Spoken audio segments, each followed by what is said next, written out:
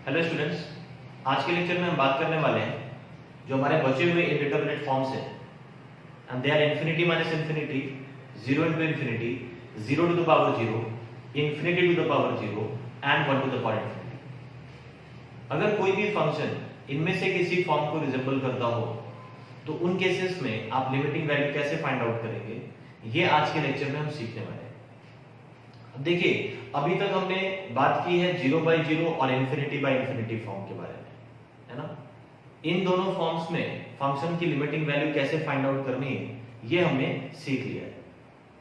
अब देखिए, जो बचे हुए फॉर्म्स हैं, मैंने एक लेक्चर में आपको बोला भी था कि जो बाकी के फॉर्म्स हैं इनको कहीं ना कहीं हम 0 बाई 0 या infinity by infinity in forms में कन्वर्ट कर देते हैं और फिर इनके लिए हमारे पास प्रॉपर मेथड है, फिर हम इनको सॉल्व करते हैं। यानी इनके लिए खुद का कोई अलग से मेथड नहीं होगा। किसी पॉइंट पे जाकर ये सारे फॉर्म्स 0 बाई 0 या इन्फिनिटी बाई इन्फिनिटी में कन्वर्ट हो जाएंगे और उसके बाद क्या करना है आपको बेहतर मालूम है। तो हम 1 बाई 1 क्वेश्चन की मदद से प्रोग्रेस करेंगे। हर फॉर्म के ऊपर मैं एक या दो क्वेश्चन लूंगा और फटाफट सारे फॉर्म्स हम लोग सीख लेंगे। उसके बाद हम लोग मिक्स्ड क्वेश्चंस लेंगे, ठीक है, और उसको हम लोग डिस्कस करेंगे। सबसे पहले हम बात करते हैं infinity minus infinity, infinity minus infinity. और इसमें जो हमारा पहला क्वेश्चन है that is limit x tends to infinity under root x square plus x plus 1 minus under root x square plus 1। अगर आप फॉर्म चेक करने जाएं, x को आप इन्फिनिटी पुट करके देखें, एक्स स्क्वायर, अगर x इन्फिनिटी को अप्रोच कर रहा है तो एक्स स्क्वायर भी इन्फिनिटी होगा, plus x is what, x is infinity, तो infinity plus infinity it again becomes infinity and then plus 1 add करने से कोई फर्क नहीं पड़ेगा, तो ये पूरा टर्म इन्फिनिटी बन जाता है और उसका रूट अगर आप लेंगे तो वो भी इन्फिनिटी मिलेगा। सिमिलरली अगर आप इसकी बात करें तो यहाँ पर भी x इन्फिनिटी है, एक बहुत बड़ा नंबर है, उसका स्क्वायर करेंगे तो अगेन आपको इन्फिनिटी मिलेगा, 1 ऐड करेंगे इट विल रिमेन इन्फिनिटी और फिर स्क्वायर रूट लेंगे तो वापस आपको क्या मिलेगा, इन्फिनिटी मिलेगा। यानी ये टर्म भी इन्फिनिटी हो रहा है, ये टर्म भी इन्फिनिटी हो रहा है when x is approaching infinity, यानी we got the form infinity minus infinity। तो अभी आपको क्या मालूम है, कहीं ना कहीं इसको आप 0 बाई 0 या इन्फिनिटी बाई इन्फिनिटी इन दोनों में से किसी एक फॉर्म में कन्वर्ट करने वाले हैं। तो ये काम हम कैसे कर सकते हैं, देखिए आप सिंपली इसको रैशनलाइज कीजिए। इनफैक्ट मैंने बोला भी है आपको, अगर इरेशनल फैक्टर्स आपको दिखाई दें तो रैशनलाइजेशन हमेशा एक बेहतर चॉइस हो सकता है। तो अगर आप इसको रैशनलाइज करेंगे तो क्या करेंगे, इसके प्लस के साथ न्यूमरेटर और डिनोमिनेटर को मल्टीप्लाई करेंगे। तो न्यूमरेटर में आपको क्या मिल जाएगा, a minus 3 into A plus 3, इस तरह के फैक्टर्स बन जाएंगे क्योंकि आपने इसके प्लस के साथ इसको मल्टीप्लाई किया। और एज ए रिजल्ट आपको न्यूमरेटर में क्या मिल जाएगा, जरा देखिए, limit x tends to infinity this square minus this square which is coming out to be x। I hope I am clear. This is square minus this square, मैंने एक step skip किया यहाँ पे, a minus B into A plus B type factors मिले तो मैंने उसको सीधा क्या लिख दिया, a square minus B square. इसको मैंने a कंसीडर किया है, इसको b कंसीडर किया है, तो आप आफ्टर कैलकुलेशन आपको रिजल्ट यही मिलेगा x न्यूमरेटर में। डिनोमिनेटर में क्या दिखाई देगा, पहले कुछ भी नहीं था या आप बोल सकते हैं 1 था और अब ये टर्म आपको दिखाई देने लगेगा।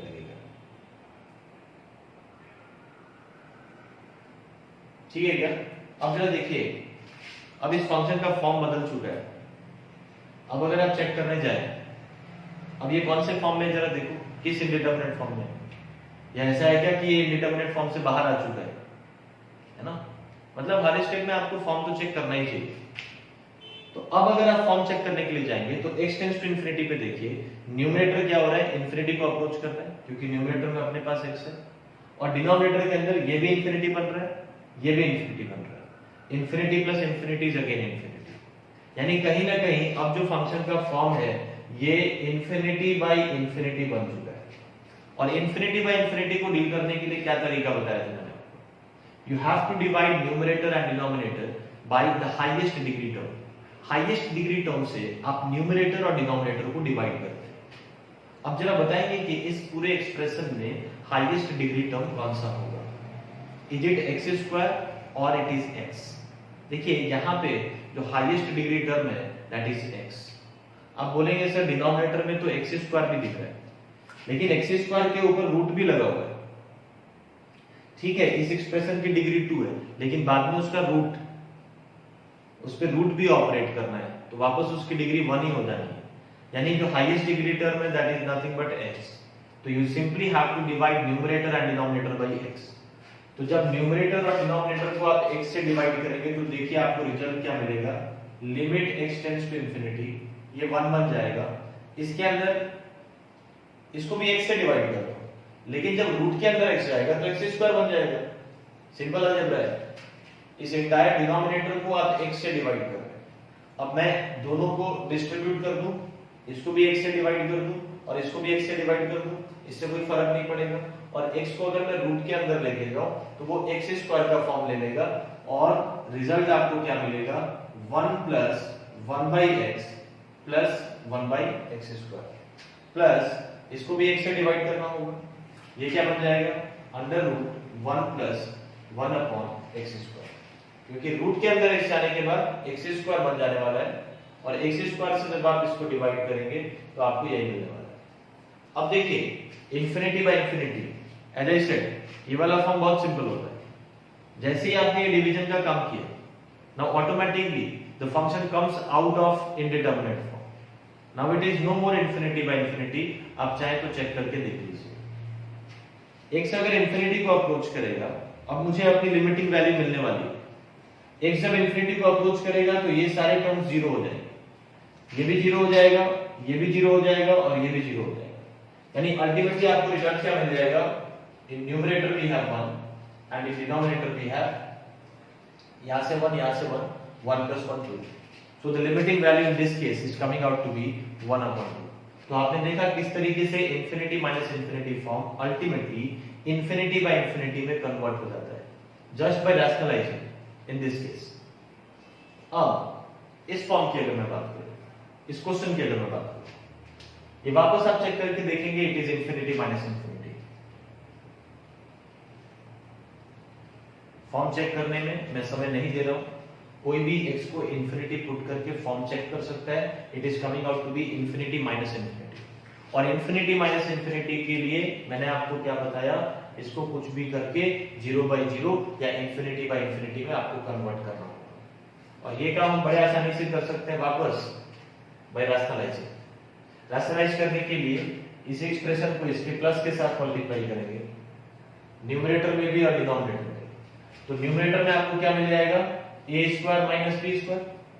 अगेन इसको मैं a कंसीडर कर रहा हूं, इसको b कंसीडर कर रहा हूं, तो मुझे a minus b into a plus b type factors ऊपर दिखाई देंगे। इसको आप ऑल टुगेदर लिख सकते हैं a square minus b square, इस तरीके से।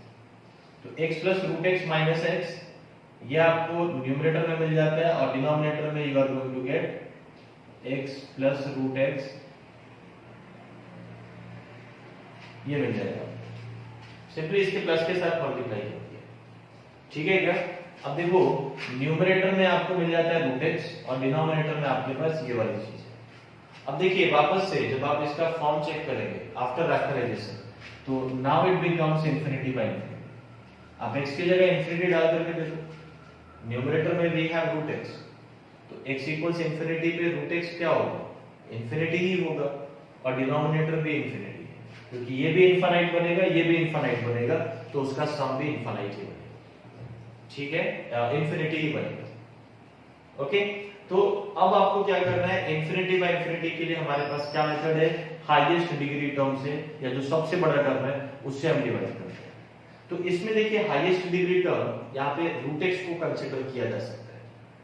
अगेन आप बोल सकते हैं कि सर मुझे तो x भी दिखाई दे रहा है, लेकिन x के ऊपर रूट भी पड़ा हुआ है, x के ऊपर रूट लगा हुआ है, इसकी वजह से जो हाईएस्ट डिग्री टर्म है वो आप रूट x कंसीडर करेंगे और रूट x से डिवाइड करेंगे न्यूमरेटर और डिनोमिनेटर को। तो आपको रिजल्ट क्या मिलेगा, जरा देखिए, limit x tends to infinity, ये 1 बन जाएगा सिंपली। अब रूट x को मैं डिस्ट्रीब्यूट कर रहा हूं, इसको भी डिवाइड करूंगा, इसको भी डिवाइड करूंगा, चलेगा। अब रूट x जब इस वाले रूट के अंदर जाएगा, इस वाले रूट के अंदर जब रूट x जाएगा तो x बन के जाएगा, इस बात को ध्यान रखिएगा। स्क्वायर रूट के अंदर कोई भी टर्म को लेके जाओगे तो वो स्क्वायर बन के जाएगा, ठीक है।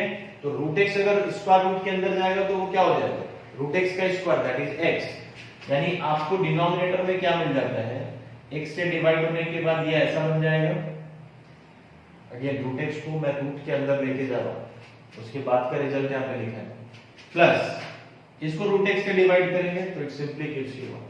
अब आप स्ट्रेट अवे लिमिट अप्लाई कर सकते हैं, x टेंड्स टू इंफिनिटी पे ये 0 बन जाएगा, यानी इसको आप नेग्लेक्ट कर सकते हैं, और अब आपका जो रिजल्ट है इट इज वंस अगेन 1/2। तो दोनों ही केसेस में आप देख सकते हैं आपको रिजल्ट क्या मिल रहा है 1/2। तो this is how you can deal infinity minus infinity. अब देखिए नेक्स्ट जो हम बात करेंगे 0 इंटू इंफिनिटी के बारे में, ठीक है। नेक्स्ट जो हमारा फॉर्म होगा that is 0 into infinity. Again देखिए मैंने आपको बता दिया इसके लिए कोई वर्किंग रूल नहीं होगा, हम अल्टीमेटली इसको 0/0 या इंफिनिटी बाय इंफिनिटी में कन्वर्ट करने वाले हैं। तो वापस मैं क्वेश्चन की मदद से आगे बढ़ूंगा। इस बार हमारा क्वेश्चन होगा limit x tends to π/2 π/2 minus x into tan x। पहले आप फॉर्म चेक करके देख लीजिए, x अगर π/2 को अप्रोच करता है तो ये 0 को अप्रोच करेगा, x की वैल्यू π/2 पुट करके भी देख सकते हैं आप, है ना। हालांकि एक्चुअली x π/2 को अप्रोच कर रहा है, लेकिन फॉर्म चेक करने के लिए मैंने आपको बताया है कि आप x की वैल्यू स्ट्रेट अवे π/2 पुट करके भी देख सकते हैं। तो this is approaching 0 and what about this, देखो x जब π/2 होगा तो tan π/2 की जो वैल्यू होती है, इनफैक्ट देखो tan π/2 तो डिफाइंड ही नहीं होता है, π/2 tan x के डोमेन में ही, लेकिन मैं आपको क्या बता रहा हूं कि x π/2 के इक्वल नहीं है, x π/2 को अप्रोच कर रहा है। और अगर आपके दिमाग में ग्राफ हो तो आप इस चीज को बहुत ही आसानी से समझ सकते हैं कि x यदि π/2 को अप्रोच करेगा तो tan x की वैल्यू या तो इंफिनिटी होगी या तो माइनस इंफिनिटी, यानी tan x या तो इंफिनिटी को अप्रोच करता हुआ दिखाई देगा या माइनस इंफिनिटी को अप्रोच करता हुआ दिखाई देगा। इनफैक्ट देखो ना फटाफट अगर हम लोग ग्राफ बना लें, tan x का जो ग्राफ आपको मैंने दिया है ये अपना π/2, बाकी पॉइंट्स के बारे में मुझे बात नहीं करनी क्योंकि हमें π/2 के नेबरहुड पे बात करना है। तो आप देखिए अगर आप π/2 को लेफ्ट साइड से अप्रोच करोगे, if x is approaching π/2 from left, तो आप क्या ऑब्जर्व करेंगे कि tan x जो है वो इंफिनिटी को अप्रोच करता है। अब खुद सोचिए आप जैसे जैसे π/2 के करीब जा रहे हैं तो tan x किधर जाने की कोशिश कर रहा है, इंफिनिटी की तरफ जाने की कोशिश कर रहा है। So when x approaches π/2 from left, tan x approaches plus infinity, और वही अगर आप π/2 को लेफ्ट साइड से अप्रोच करें तो आपको क्या दिखाई देगा that tan x is sorry right side से। अब अगर आप π/2 को राइट साइड से अप्रोच करेंगे तो क्या दिखाई देगा, tan x माइनस इंफिनिटी को अप्रोच कर रहा है, ठीक है। तो वही चीज मैंने आपको बोला था कि ये वाला टर्म या तो इंफिनिटी को अप्रोच करेगा या तो माइनस इंफिनिटी को अप्रोच करेगा, डिपेंडिंग कि आप π/2 को किस डायरेक्शन से अप्रोच कर रहे हैं। If you are approaching from left, tan x is approaching plus infinity. If you are approaching from right, tan x is approaching minus infinity. So in both the cases we are getting 0 into infinity. अगर यहाँ minus infinity भी होता है तो minus को बाहर निकाल दो, माइनस को लिमिट के बाहर रख लीजिए, फॉर्म आपको 0 into infinity तो मिल ही रहा है अल्टीमेटली। तो अब इसको कैसे डील करना है जरा देखिए। सबसे पहला काम जो हम लोग यहाँ पे करने वाले हैं that is use of substitution. यहाँ पे हम सब्स्टिट्यूट करेंगे, और किसको सब्स्टिट्यूट करेंगे, तो मैंने देखिए लास्ट लेक्चर में एक क्वेश्चन में बताया था आपको कि हमारे पास जितने भी स्टैंडर्ड लिमिट्स है उसमें जो हमारा वेरिएबल है x दैट इज अप्रोचिंग 0, तो जब भी x टेंड्स टू 0 मुझे दिखाई देता है तो वो हमारे लिए फेवरेबल है। यहां पे मुझे दिखाई दे रहा है x टेंड्स टू π/2, तो मैंने आपको तरीका बताया था किस तरीके से सब्स्टिट्यूशन की मदद से आप एक नया वेरिएबल इंट्रोड्यूस करेंगे जो 0 को अप्रोच करता होगा। आप x माइनस π/2 को थीटा मान सकते हैं या π/2 माइनस x को थीटा मान सकते हैं। मतलब now I am going to introduce a new variable that is theta. अब x नहीं दिखाई देगा आपको, अब थीटा दिखाई देगा, x तो हट जाने वाला है। लेकिन ऐसा करने से फायदा क्या होगा, देखिए थीटा 0 को अप्रोच करेगा। आप खुद देख लीजिए अगर x π/2 है तो थीटा क्या होगा, अगर x π/2 है तो थीटा डेफिनेटली 0 होगा। और यही हमारा इंटेंशन भी है मतलब बैक ऑफ द माइंड ये इंटेंट आप रख सकते हैं कि किसी भी फंक्शन में अगर वेरिएबल जीरो को अप्रोच कर रहा होगा तो स्टैंडर्ड लिमिट लगाने में बड़ी आसानी हो जाती है। ठीक है, ऐसा नहीं है कि हर केस में ऐसा करना है, ये मैं एक रफ वर्किंग रूल आपको दे रहा हूं। तो मैंने क्या किया, पाई बाई 2 माइनस एक्स को ले लिया थीटा। अब देखिए जो नया लिमिट आपको दिखाई देगा वो क्या होगा, limit theta tends to zero. ये तो सीधा सीधा थीटा बन जाएगा। इसकी अगर बात करें तो देखिए x की जगह पे क्या रख देना होगा आपको, पाई बाई 2 माइनस थीटा रख देना होगा। तो ये क्या बन जाता है, limit theta tends to zero theta into cot theta, tan pi by 2 minus theta is cot theta.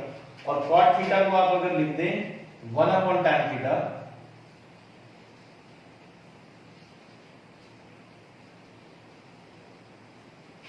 तो ये ऐसा बन जाएगा। और limit theta tends to zero theta upon tan theta, ये तो रिजल्ट आपको सिंपली पता है, इसको 1 लिख सकते हैं।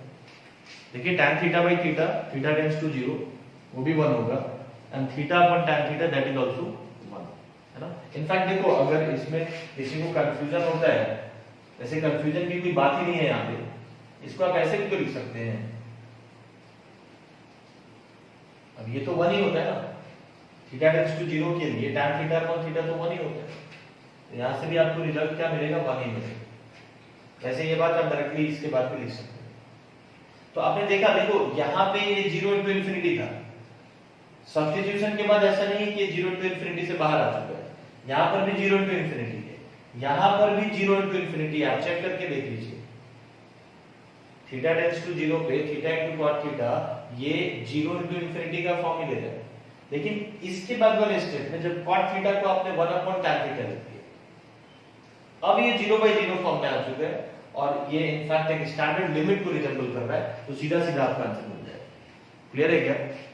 तो 0 इंटू इन्फिनिटी को आपने 0 बाई 0 में कन्वर्ट किया एंड देन उसको उसकी लिमिटिंग वैल्यू इवैल्यूएट की।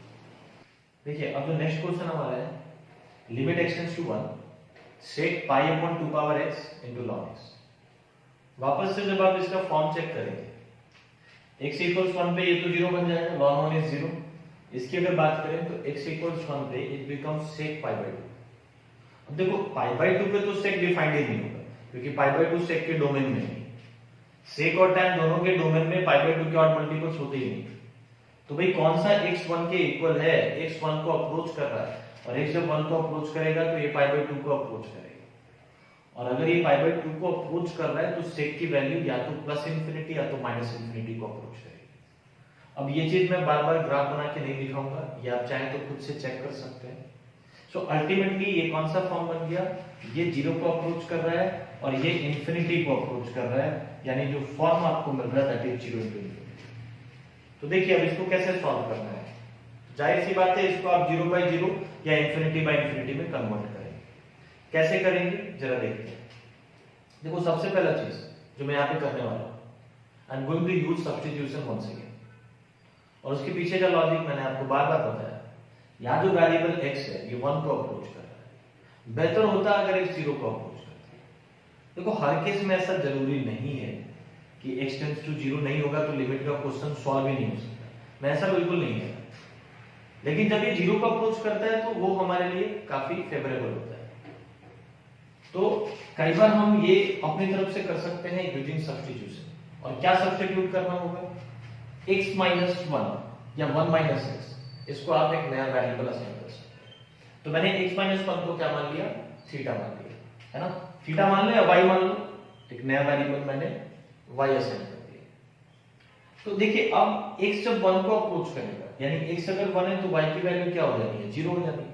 तो जो नया लिमिट आपको मिलेगा वो कैसा मिलेगा, वो कैसा दिखाई देगा, लिमिट y टेंड्स टू 0, ये क्या बन जाने वाला है, sec पाई अपॉन 2 पावर x, x की जगह पे आप क्या रख सकते हैं, y प्लस 1, तो ये बन जाएगा 2 to the power y plus 1। इसको आप चाहें तो ऐसे भी लिख सकते हैं 2 into 2 to the power y, 2 to the power y plus 1 को आप लिख सकते हैं 2 to the power y into 2 to the power 1, exponent की प्रॉपर्टी यूज करके।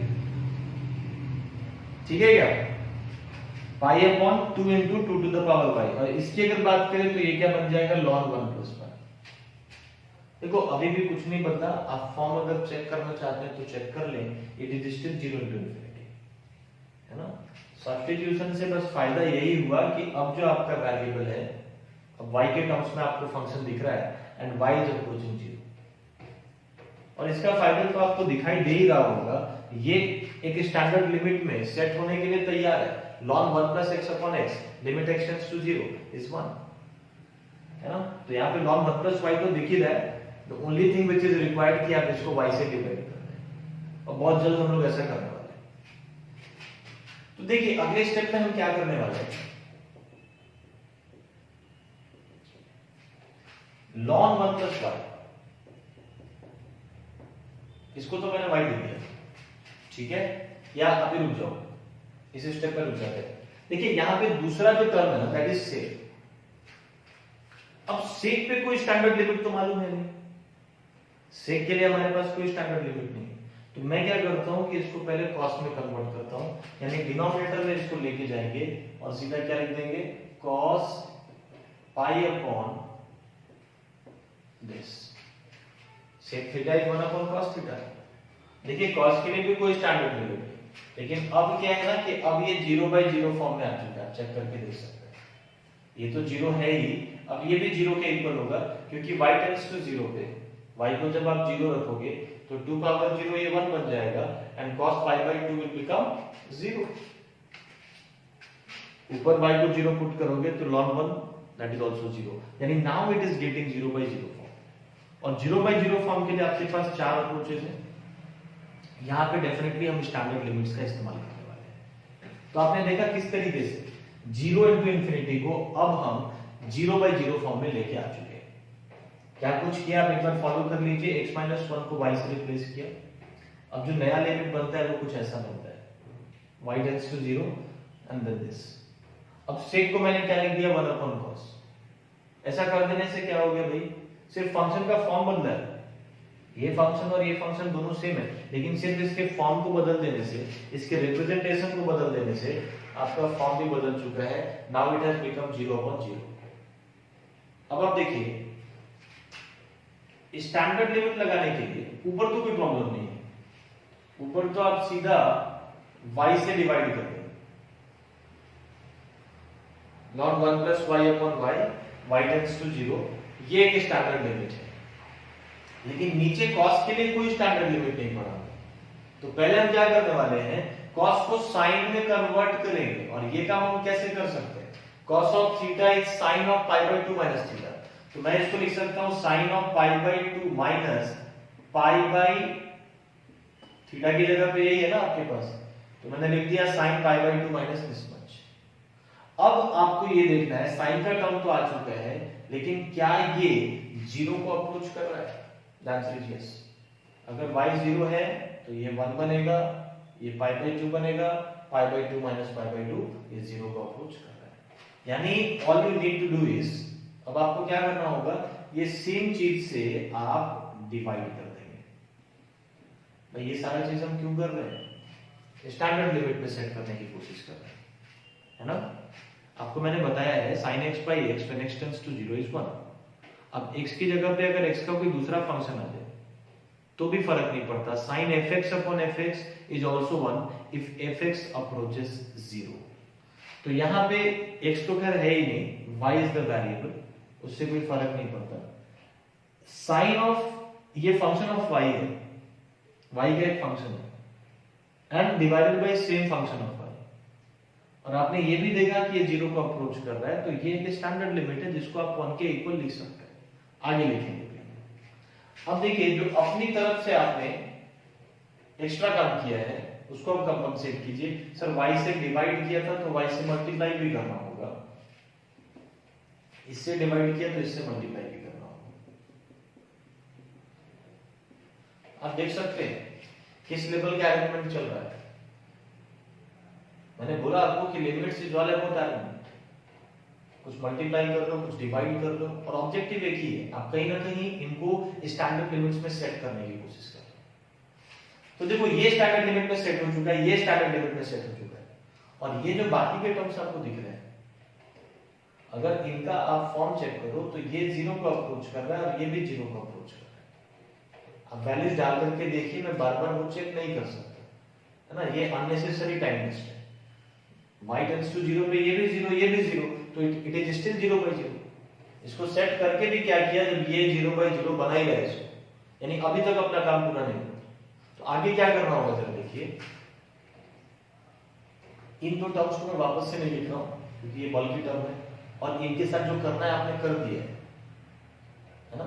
मैं ये नहीं बोल रहा हूं कि यहीं पे लिमिट लगा दो, इसके लिए मैंने खुद मना किया कि लिमिट जब आप लगाए तो that should be the final step, है ना। लेकिन देखिए अगर इसको आपने स्टैंडर्ड लिमिट में सेट कर दिया है तो यहाँ पे अगर आप इसकी लिमिटिंग वैल्यू डाल दें तो भी फर्क नहीं पड़ेगा रिजल्ट में, है ना। जनरली मैंने बोला अवॉइड करने को, है ना, कुछ केसेस में प्रॉब्लम हो भी सकता है, बट यहाँ पे मैं इन दोनों को वापस से नहीं लिख रहा हूँ। आप मान के चलो कि ये यहाँ पे लिख रहा हूँ, आप ऐसा समझ लो, I am not applying the limit in midway. हम यहाँ पे लिमिट नहीं अप्लाई करेंगे, हम आखिरी स्टेप में ही लिमिट अप्लाई करेंगे। लेकिन फिलहाल के लिए आप इसको मान लीजिए कि यहाँ पे है, but I am not writing it again. इसको मैं इस तरीके से लिख दे रहा हूँ, limit y tends to 0 y upon, denominator में मैंने π/2 कॉमन भी ले लिया। एक दो स्टेप हम लोग यहाँ पे स्किप कर रहे हैं, और they are very simple steps.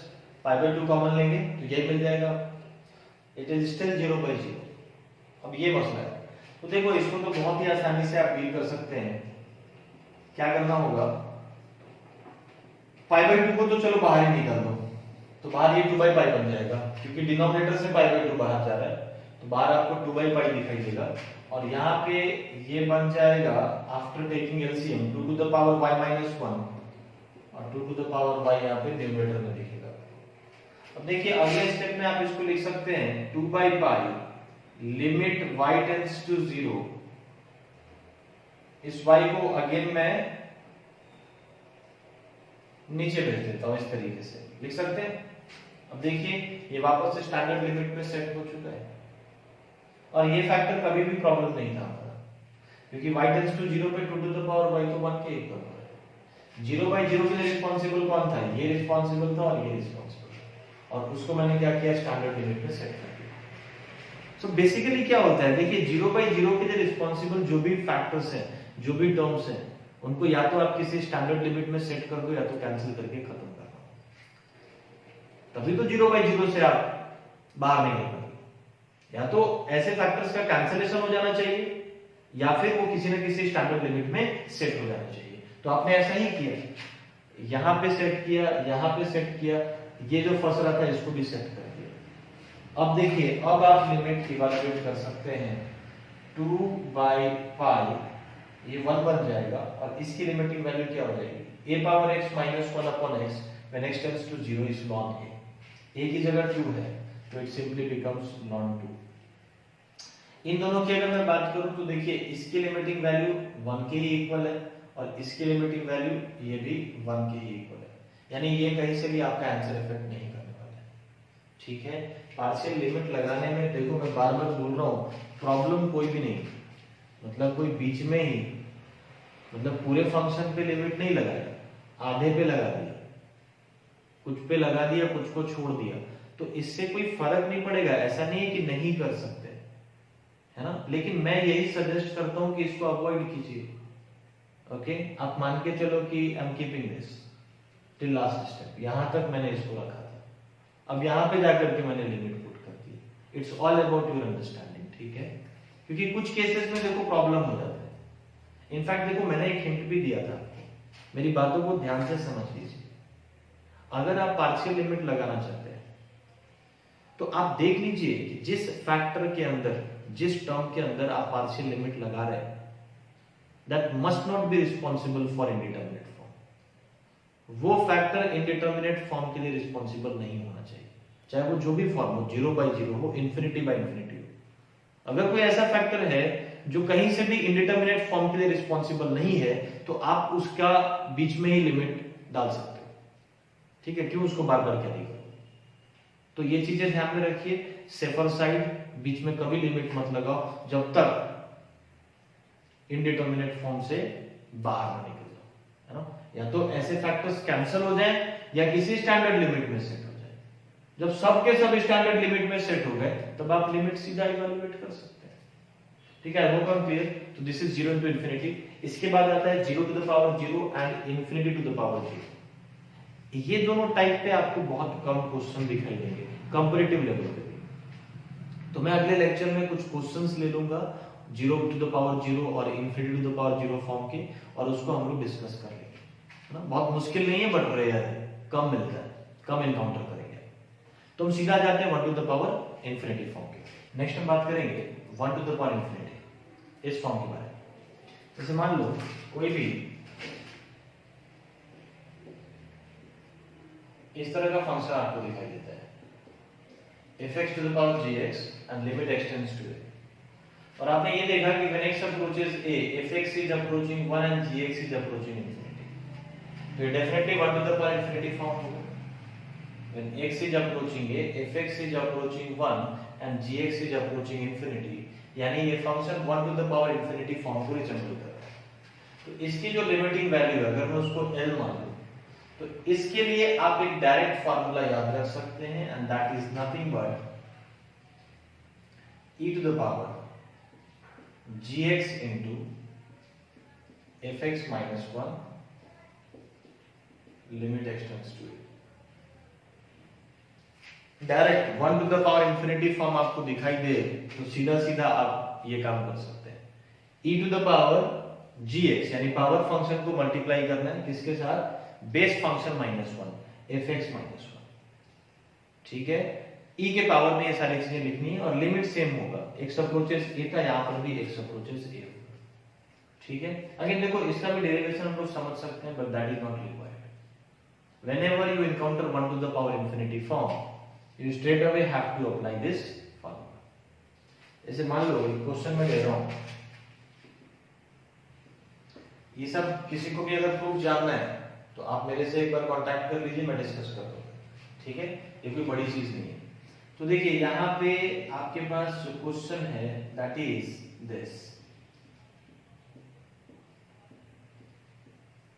1 plus 5x square upon 1 plus 3x square whole to the power 1 upon x square, x tends to 0। एक बार जरा फॉर्म चेक करके देखो, जब x को आप 0 पुट करोगे ये 1 बन जाएगा, ये 0 ये 0 यानी 1 upon 1 बेस 1 को अप्रोच कर रहा है, और जो एक्सपोनेंट है 1 upon x square it is definitely approaching infinity. तो 1 to the power infinity form के लिए मैंने जो लिमिटिंग वैल्यू आपको बता दिया that is simply e to the power 1 by x square, यानी जो पावर फंक्शन है, पावर में जो फंक्शन दिखाई दे रहा है, एक्सपोनेंट में जो फंक्शन दिखाई दे रहा है उसको आप एज इट इज लिखिए और इसको मल्टीप्लाई करिए किसके साथ, बेस फंक्शन -1 इसके साथ, और लिमिट क्या अप्लाई करेंगे, सेम जो पहले था that is x tends to 0। तो ध्यान रखिए सारी चीजें e के पावर में है, तो ये क्या बन जाता है जरा देखिए, e tends to limit x tends to 0। इसको अगर आप सिंपलीफाई करें तो it is coming out to be 2x square upon x square into 1 plus 3x square, ऐसा कुछ मिल जाएगा। सिंपलीफाई करके देख लीजिए x स्क्वायर कैंसिल हो गया। अब देखो यही वो फैक्टर था जो 0/0 के लिए रिस्पांसिबल था।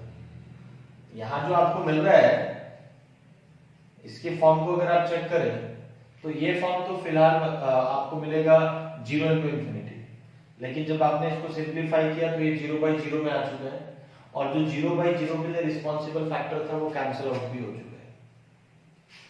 ये 0/0 के लिए रिस्पांसिबल बिल्कुल नहीं था, x स्क्वायर ऊपर था, नीचे भी x स्क्वायर था, जो कि मैंने कैंसिल आउट कर दिया, और यही फैक्टर्स 0/0 के लिए रिस्पांसिबल थे। Now you can straight away put x as 0। अब ये किसी इंडिटरमिनेट फॉर्म में नहीं है, आप सीधा x को 0 पुट करेंगे and the answer is coming out to be e square. ये 2 है और ये 1 बन जाएगा, ठीक है। तो इस तरीके से 1 to the power infinity form को आप भी कर सकते हैं। एक और क्वेश्चन मैं ले लेता हूं, मान लो ऐसा कुछ है, limit x tends to infinity x square plus 5x plus 3 upon x square plus x plus 2 whole to the power x। ये आपका क्वेश्चन है। तो सबसे पहली चीज हम फॉर्म चेक करेंगे। अब देखो यहाँ पे एक और नया चीज आप देखोगे, जब आप फॉर्म चेक करने जाओगे तो एक्चुअली आपको क्या मिलेगा, देखिए ये इंफिनिटी को अप्रोच कर रहा है, ये भी इंफिनिटी को अप्रोच कर रहा है, और x है पावर में वो भी इंफिनिटी को अप्रोच करेगा। तो ये तो समझ में आ रहा है ना सबको, x की जगह इंफिनिटी रखिए, x का square is infinity, 5 into x is infinity, उनका सम भी इंफिनिटी होगा, 3 ऐड करोगे तो भी इंफिनिटी होगा। सेम यहां पर भी देखिए, तो infinity upon infinity whole power infinity, sir ऐसा तो कोई फॉर्म देखा ही नहीं। अब ये इंडिटरमिनेट है या नहीं ये कैसे तय करेंगे? आपने तो बोला था कि 7 ही इंडिटरमिनेट फॉर्म्स होते हैं, उसमें से तो ये लाइन नहीं कर रहा है, ये तो कुछ नया है। अब ये इंडिटरमिनेट है या नहीं ये एक सवाल है। तो देखो अभी मैं क्वेश्चन सॉल्व करने की बात नहीं कर रहा हूं, अभी मैं बात कर रहा हूं फॉर्म आइडेंटिफाई करने की। जैसे यहां पे क्लियरली आपको पता चल गया कि ये किस फॉर्म में आ रहा था, 1 to the power infinity form में आ रहा था, तो सीधा सीधा हमने अपना फार्मूला अप्लाई कर दिया, e to the power gx into fx minus 1 limit extends to a, सीधा फॉर्मूला अप्लाई कर दिया। लेकिन यहां तो फॉर्म ही क्लियर नहीं, अगर ये 1 to the power infinity तय हो जाए तब तो हम ये फॉर्मूला यूज कर सकते हैं, लेकिन अभी ऐसा नहीं। तो देखो क्या करना होगा मैं आपको बताऊं। मैंने ये देखा जब मैं इसका फॉर्म फाइंड आउट कर रहा था तो इस क्वेश्चन के अंदर एक क्वेश्चन मुझे दिखाई दे रहा है, इंफिनिटी अपॉन इंफिनिटी है तो अपने आप में इंडिटरमिनेट फॉर्म। तो सबसे पहला काम हम ये करें कि इसको हम इवैल्यूएट करें, इंफिनिटी अपॉन इंफिनिटी इसको पहले हम इवैल्यूएट करें। मतलब ये क्वेश्चन के अंदर एक और इंडिटरमिनेट फॉर्म दिख रहा है, ये ऑल टुगेदर पूरा फंक्शन किस फॉर्म में होगा ये तो बात की बात है। पहला सवाल तो ये खड़ा हो गया कि सर ये जो बेस है ये खुद इंफिनिटी बाय इंफिनिटी है, यानी पहले आपको इसका जवाब ढूंढना होगा। ये आप रफ में ऐसा चाहे तो कर सकते हैं, और इसका जवाब ढूंढना बहुत ही आसान है। इंफिनिटी बाय इंफिनिटी क्या करना होता है, हाईएस्ट डिग्री टर्म यानी एक्स स्क्वायर से डिवाइड करना होगा, एक्स स्क्वायर से डिवाइड करोगे। इनफैक्ट इसके लिए मैंने आपको लास्ट लेक्चर में डायरेक्ट रिजल्ट बताया था, अगर न्यूमरेटर और डिनोमिनेटर की डिग्री सेम हो, न्यूमरेटर और डिनोमिनेटर में कोई पॉलिनोमियल एक्सप्रेशन हो और उसकी डिग्री सेम हो तो सीधा हाईएस्ट डिग्री टर्म के कोएफिशिएंट का रेशियो ही आप जान सकते हैं। तो ऊपर एक्स स्क्वायर का कोएफिशिएंट 1 है because that is the highest degree term, और नीचे भी एक्स स्क्वायर का कोएफिशिएंट 1 है, तो रेशियो सिंपली क्या मिल जाएगा, 1 मिल जाएगा। यानी ये जो सवाल आपके सामने आ खड़ा हुआ था कि ये इंफिनिटी बाय इंफिनिटी ये तो खुद एक इंडिटरमिनेट फॉर्म है, तो पहले इसकी लिमिटिंग वैल्यू चाहिए। आंसर नहीं निकाला आपने ये निकाला कि ये जो अंदर वाला फंक्शन है ये किसको अप्रोच कर रहा है, तो ये 1 को अप्रोच कर रहा है सर, यहां पे देखो। अब आप कमेंट कर सकते हैं कि ये जो फॉर्म है ये this is nothing but 1 to the power infinity। तो ऐसा हो सकता है किसी फॉर्म को आइडेंटिफाई करते वक्त बीच में कोई स्टैंडर्ड कोई इंडिटरमिनेट फॉर्म है, infinity upon infinity whole to the power infinity, तो पहले इंफिनिटी अपॉन इंफिनिटी इसकी बात करो, है ना, ये किस चीज को अप्रोच कर रहा है, इसकी लिमिटिंग वैल्यू क्या होगी, तो it is coming out to be 1, you can see. तो अब ये क्लियर हो गया कि 1 to the power infinity form, तो ऐसा भी आप एनकाउंटर कर सकते हैं।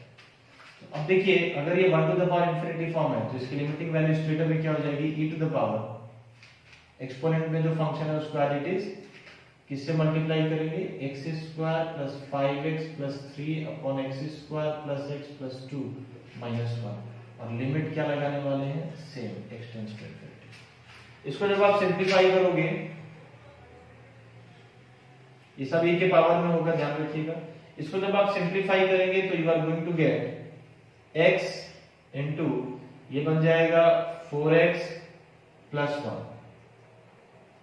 सिंपलीफाई करके आप देख लीजिए, एलसीएम लेना होगा and then you are going to get this, ठीक है क्या। अब इसको अगर मैं मल्टीप्लाई कर लूं